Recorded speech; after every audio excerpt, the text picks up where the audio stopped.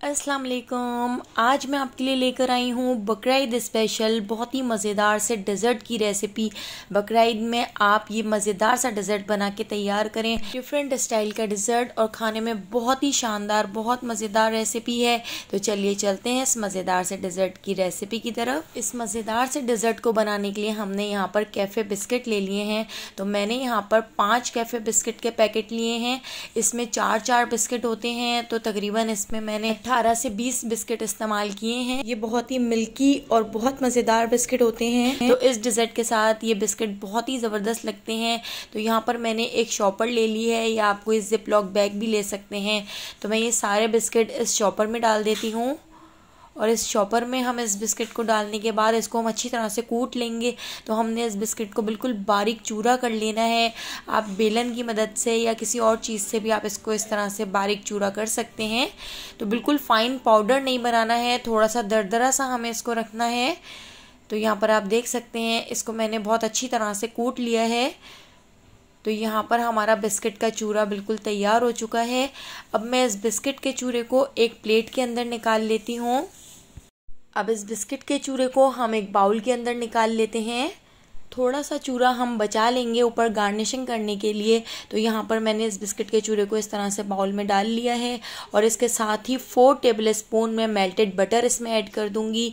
तो बटर को मैंने थोड़ा सा पिघला लिया था, तो यहाँ पर 4 टेबल स्पून हमने इसमें बटर ऐड कर दिया है। इसको हम बहुत अच्छी तरह से मिक्स कर लेते हैं।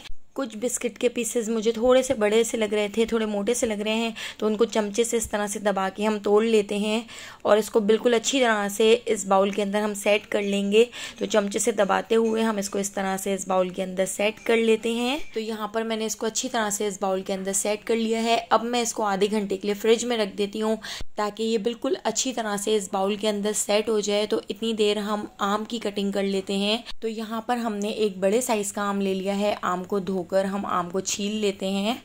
आम को छीलने के बाद हमने आम की कटिंग करनी है। तो हमने आम की कटिंग देखिए इस तरह से करनी है। बिल्कुल छोटे छोटे क्यूब्स में हमने आम को कट कर लेना है। इस डिज़र्ट के अंदर आम का फ्लेवर बहुत ही मज़ेदार लगता है। खीर, कस्टर्ड, शीर खुरमा सारी चीज़ें भूल जाएंगे आप इस मज़ेदार से डिज़र्ट के आगे, जो बहुत ही टेस्टी बनता है। तो यहाँ पर हमने आम को इस तरह से क्यूब्स में कट कर लिया है। अगर आपको मेरी ये वीडियो अच्छी लग रही है तो लाइक करना बिल्कुल भी मत भूलिएगा। तो यहाँ पर हमने आम की कटिंग कर ली है, तो हम इसको साइड पर रख देते हैं। अब हम गैस की तरफ आ जाते हैं। तो यहाँ पर हमने एक कढ़ाई रख ली है। कढ़ाई के अंदर आधा किलो हम दूध ऐड कर देंगे, यानी मैंने इसमें 2 कप दूध ऐड किया है। ये दूध पहले से बॉयल है, और इसमें मलाई भी है, तो मलाई भी हमने इसके साथ ही इसमें ऐड कर दी है। अब हम इसमें ऐड कर देते हैं 5 टेबल स्पून चीनी। तो आधा किलो दूध में 5 टेबल स्पून चीनी बिल्कुल परफेक्ट है। अगर आप थोड़ा कम मीठा खाते हैं तो थोड़ी कम चीनी ऐड कर सकते हैं। तो इसको भी हम अच्छी तरह से मिक्स कर लेते हैं। तो यहाँ पर दूध को भी बॉयल आ चुका है फ्लेवर के लिए। अब हम इसमें ऐड कर देते हैं 1/4 टीस्पून इलायची पाउडर। इलायची पाउडर की जगह आप वनीला एसेंस भी इसमें ऐड कर सकते हैं, उसका फ्लेवर भी बहुत मज़ेदार लगता है। तो इसको अच्छी तरह से मिक्स कर लेते हैं। आधा कप दूध हमने एक बाउल में निकाल लिया था। तो यहाँ पर मैंने 4 टेबल स्पून इसमें कॉर्नफ्लोर ऐड कर दिया है। तो दूध के अंदर कॉर्नफ्लोर को बहुत अच्छी तरह से मिक्स कर लिया है। इसमें बिल्कुल भी गुठलियाँ नहीं है, बिल्कुल भी इसमें लम्स नहीं है। तो हमने इसको अच्छी तरह से मिक्स कर लिया है। अब हम इस कॉर्नफ्लोर के मिक्सचर को दूध के अंदर ऐड कर देते हैं। लो फ्लेम पर चमचा चलाते हुए हम इसको मिक्स करेंगे, ताकि इसमें बिल्कुल भी गुठलियाँ ना बने। कॉर्नफ्लोर के मिक्सचर को ऐड करने के बाद अब हम कंटिन्यूसली इसमें चमचा चलाते जाएंगे, और इसको इतना पका लेंगे कि ये थोड़ा सा थिक हो जाए। मीडियम फ्लेम पर थिक होने तक हम इसको पका लेंगे। तो आपने चमचा चलाना बिल्कुल भी नहीं रोकना है, वरना इसमें गुठलियाँ बन जाएंगी। तो हमारा ये मिक्सचर 10 मिनट में बनकर तैयार हो जाता है।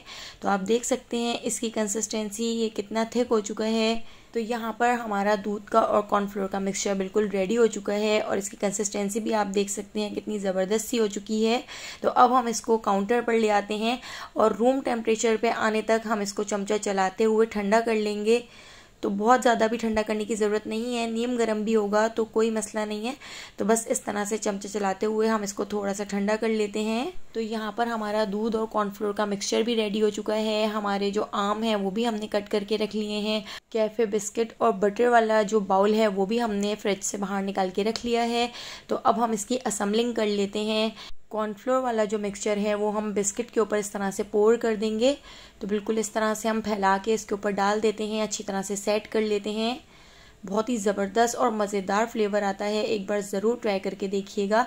तो अब हमने इसके ऊपर आम के क्यूब्स डाल दिए हैं। इसके ऊपर अब हम बिस्किट का चूरा डाल देते हैं और दोबारा से अब हम कॉर्नफ्लोर का जो मिक्सचर है दूध और कॉर्नफ्लोर वाला, वो हम इसके ऊपर इस तरह से पोर कर देंगे।